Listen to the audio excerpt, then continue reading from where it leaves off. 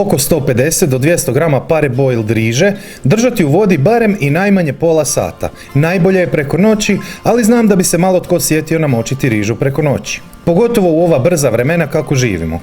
Također ostaviti da se otopi oko 150 do 200 grama zamrznutih kozica. Pola ananasa, oguliti i nasjeckati na manje kockice.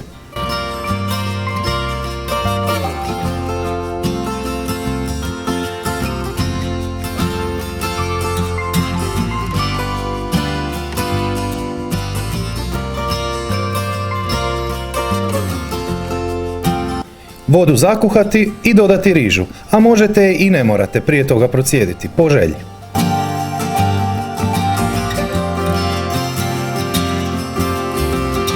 Ostaviti da se kuha oko 15 minuta uz povremeno miješanje.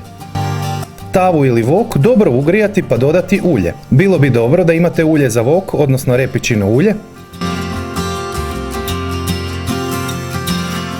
2-3 minute.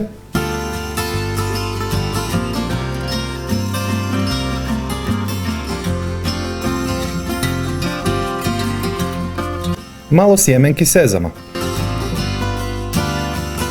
Oko 200 grama kineske mješavine povrća. 3 do 4 minute. Kikiriki. 2-3 minute.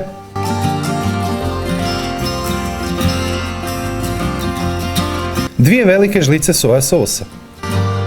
1 minuta.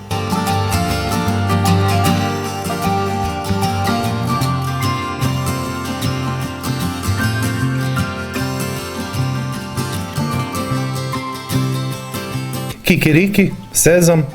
Ispod svakog mog videa pisani recept, postupak i savjeti koji nisu stali u video, ali i preporuke za slična jela koja ste možda propustili, a zaista bi volio da ih isprobate.